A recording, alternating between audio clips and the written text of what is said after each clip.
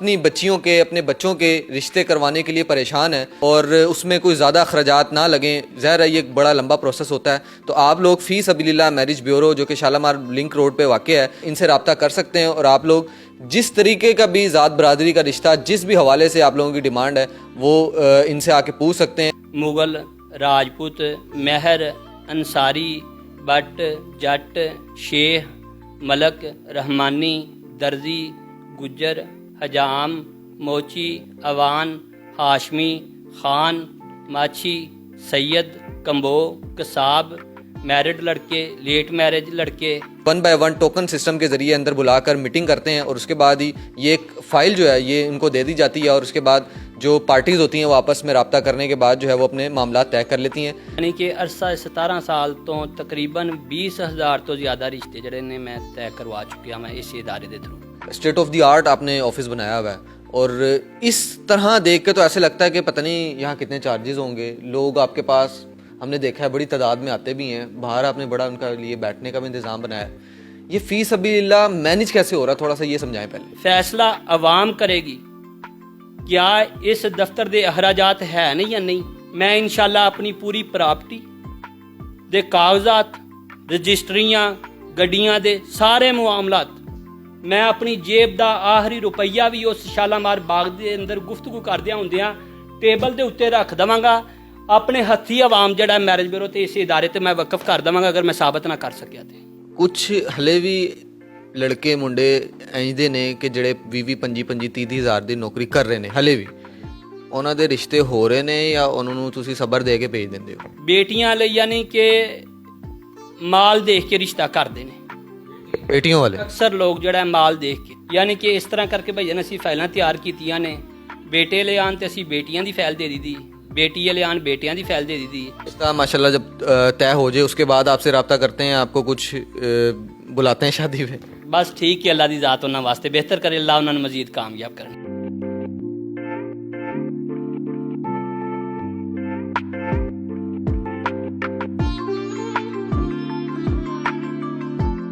بسم اللہ الرحمن الرحیم، آپ دیکھ رہے ہیں نیو ڈیجیٹل، میں ہوں فرحان ظفر۔ اس وقت میں جس جگہ پر موجود ہوں وہ آپ کو دیکھ کے لگ رہا ہوگا کہ ایسا کوئی جیسے کسی ڈاکٹر کے پاس میں آیا ہوں، اتنی بہترین پیچھے سیٹنگ آپ کو نظر آ رہی ہوگی۔ یہاں پہ اگر میں آپ کو دکھاؤں تو ٹوکن جو ہے وہ چل رہا ہے، پرسیپشن آپ لوگوں کو یہ لگ رہا ہوگا کہ یہاں میں کسی میٹنگ کے کسی ڈاکٹر سے کلائنٹ ان کی جو ہے وہ ٹائم لے کے آیا ہوں، لیکن یہاں میں موجود ہوں میرج بیورو میں۔ یہ ایک میرج بیورو ہے جو کہ اس وقت سب سے زیادہ پاکستان میں آپ یہ کہہ سکتے ہیں کہ بہترین کام کر رہا ہے، اور یہ سیٹ اپ آپ کو دیکھ کے لگ رہا ہوگا کہ شاید یہ کتنا مہنگا میرج بیورو ہے، لیکن یہ ایک شاکنگ نیوز ہے کہ یہ فی سبیل اللہ کام کرتے ہیں۔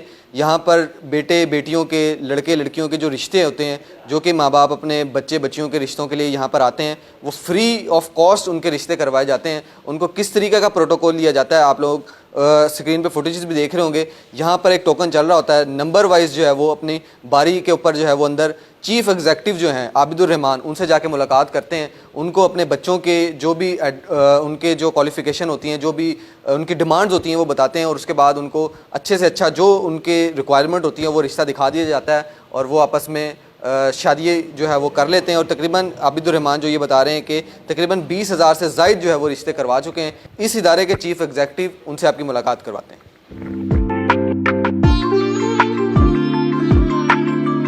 اس وقت میں فی سبیل اللہ میرج بیورو کے اندر موجود ہوں، اور اس کے چیف ایگزیکٹو جو ہیں عابد الرحمان ہمارے ساتھ موجود ہیں۔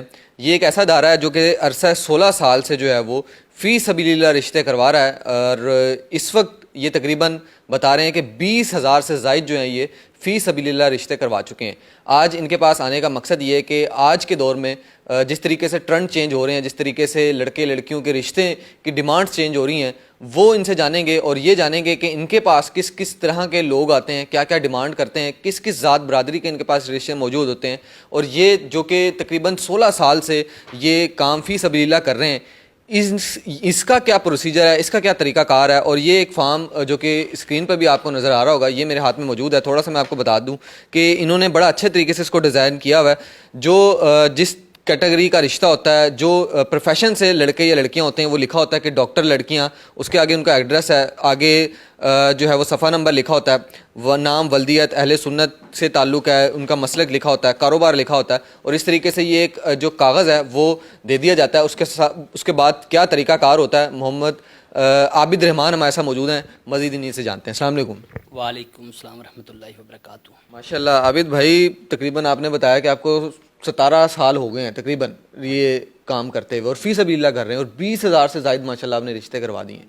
सबसे पहले ये बताएं कि हम आपका ऑफिस देख रहे हैं, माशाल्लाह बड़ा वेल स्टेबल, बड़ा वेल सेटल और बड़ा स्टेट ऑफ द आर्ट आपने ऑफिस बनाया हुआ है, और इस तरह देख के तो ऐसे लगता है कि पता नहीं यहाँ कितने चार्जेस होंगे। लोग आपके पास हमने देखा है बड़ी तादाद में आते भी हैं, बाहर आपने बड़ा उनका लिए बैठने का भी इंतज़ाम बनाया है। ये फ़ी सबीलिल्लाह मैनेज कैसे हो रहा है, थोड़ा सा ये समझाएं पहले। बिस्मिल्लाहिर्रहमानिर्रहीम। भाईजान सूरत हाल है कि मैं 17 साल तो इस इदारे की खिदमत कर रहा। तिजारत का मेरा बिजनेस है, अल्लाह की खास रहमत है हर लिहाज के नाल। ज़्यादातर अखराजात जड़े ने मैं खुद अफोर्ड करदा वां, कुछ मेहमान लोग तावन कर जाते हैं। यानी कि अरसा 17 साल तो मैं रिश्ते करवा रहा हाँ। पहली ब्रांच जड़ी है गुजरावाले शहर के अंदर है, दूसरी ब्रांच लाहौर शालामार चौंक च। यानी कि अरसा 17 साल तो तकरीबन 20,000 तो ज़्यादा रिश्ते जड़े ने मैं तय करवा चुकिया मैं इस इदारे के थ्रू अल्हम्दुलिल्लाह। फ़ी सबीलिल्लाह का जहन में आइडिया कैसे आया, क्या ख्याल आया? कोई ज़िंदगी में कोई ऐसा कोई देखा था, कोई रिश्ता करवाया था शुरू में जब ये काम स्टार्ट किया? फ़ी सबीलिल्लाह कैसे शुरू किया ये? भाई तिजारत का जिस वक्त मैं बिजनेस करता हाँ ना, लोगों को काफ़ी ज़रूरत होंदी सी रिश्तियां वगैरह की, उन्होंने ज़रूरत देखी, उन्होंने ज़रूरत को मद्देनज़र रखद्या होया मैं फ़ी सबीलिल्लाह इदारे के नाम ते शुरू कर दिता इदारा।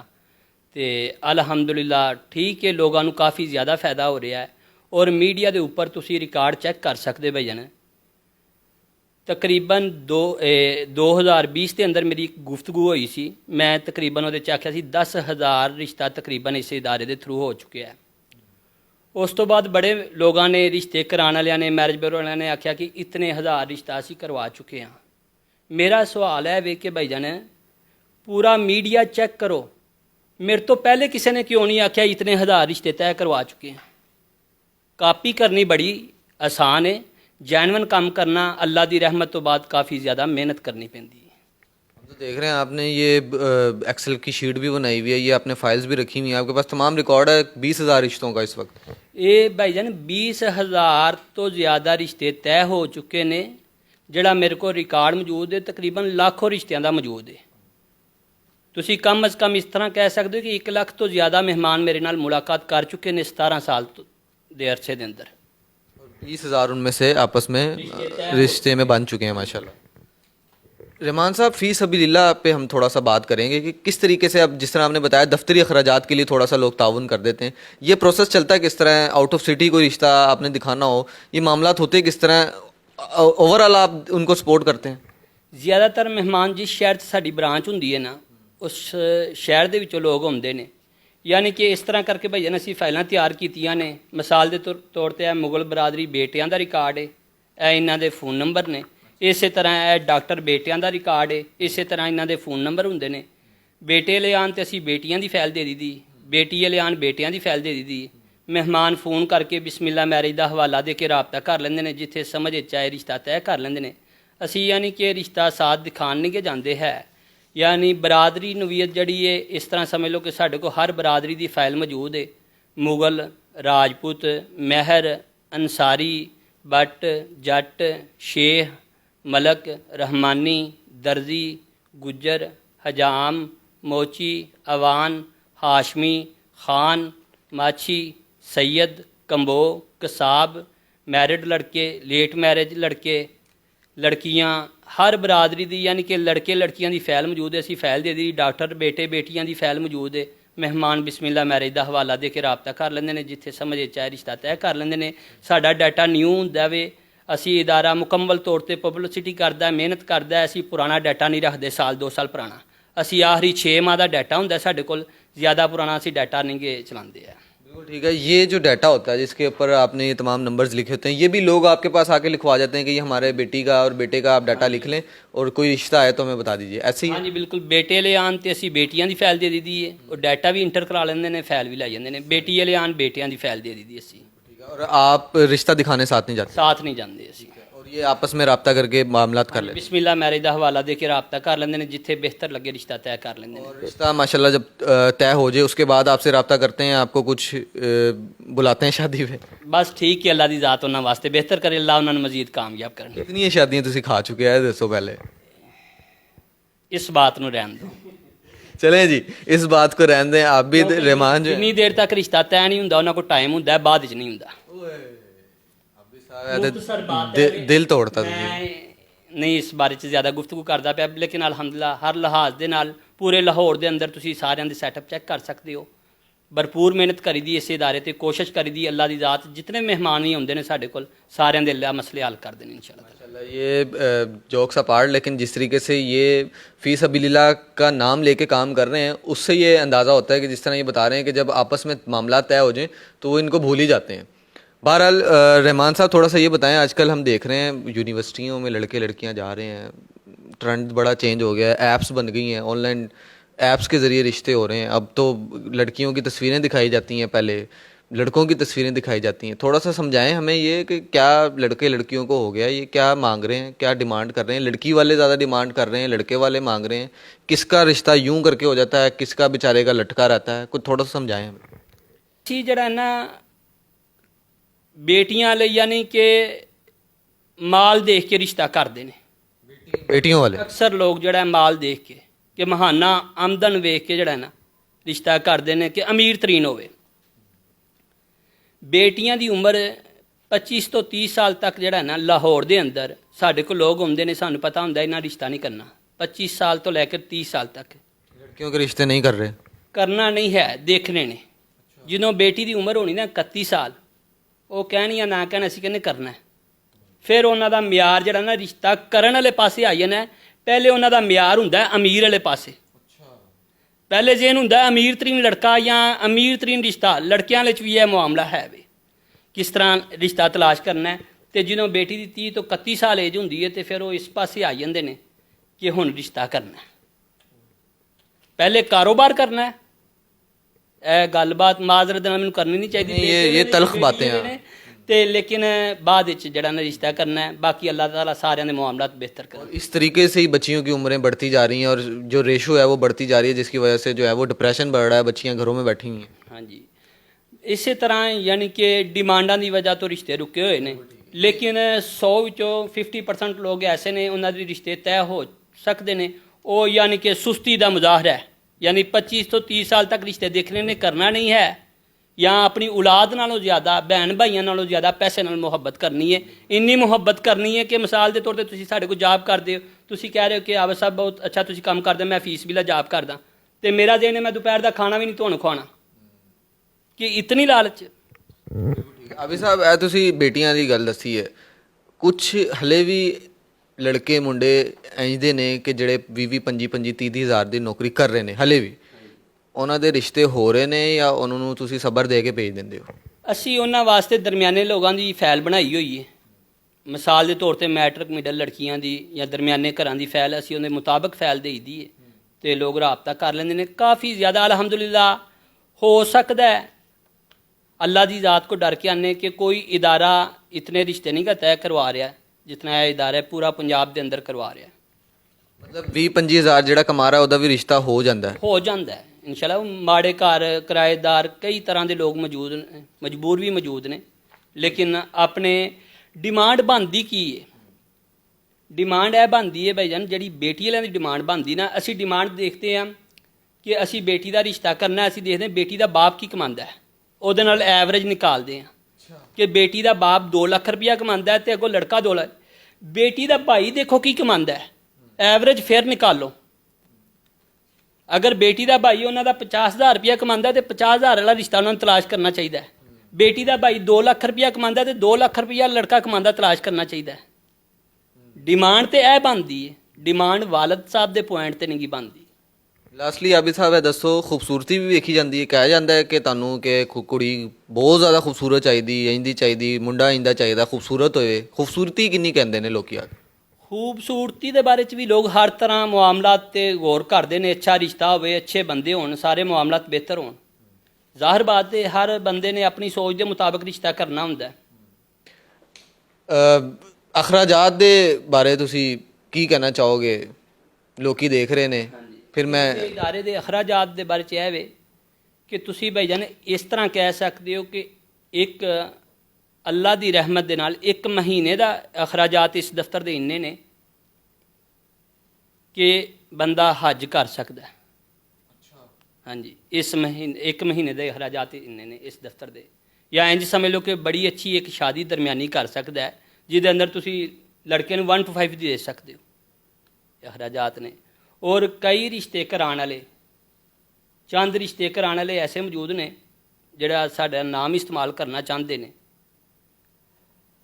ਇਦਾਰਾ ਬਣਾਉਣ ਲੱਗਿਆਂ ਭਾਈ ਜਾਨ ਹਰ ਕਿਸਮ ਦੇ ਅਖਰਾਜਾਤ ਕੀਤੇ ਨੇ, ਅੱਲਾ ਦੀ ਜ਼ਾਤ ਜਾਣਦੀ ਹੈ। ਆਮ ਲਫ਼ਜ਼ਾਂ 'ਚ ਇੰਝ ਸਮਝ ਲਓ ਕਿ ਤਨ ਮਨ ਧਨ ਕੁਰਬਾਨ ਕੀਤਾ। ਪਬਲਿਸਿਟੀ ਦੇ ਉੱਤੇ 10-10 ਲੱਖ ਰੁਪਈਆ ਇੱਕ ਮਹੀਨੇ 'ਚ ਲਗਾਈਦਾ ਹੈ, ਫਿਰ ਜਾ ਕੇ ਡਾਟਾ ਇਕੱਠਾ ਹੁੰਦਾ ਹੈ। ਤੇ ਜਿਹੜੇ ਜਿਤਨੇ ਮੈਰਿਜ ਬਿਊਰੋ ਵਾਲੇ ਪੂਰੇ ਪਾਕਿਸਤਾਨ 'ਚ ਜਿਹੜੇ ਕਹਿੰਦੇ ਨੇ ਕਿ ਇਸ ਇਦਾਰੇ ਦੇ ਅਖਰਾਜਾਤ ਮਿਲੀਅਨ ਵਿੱਚ ਨਹੀਂ ਹੈ, ਸ਼ਾਲਾਮਾਰ ਬਾਗ ਤੁਹਾਡੇ ਸਾਹਮਣੇ ਮੌਜੂਦ ਹੈ।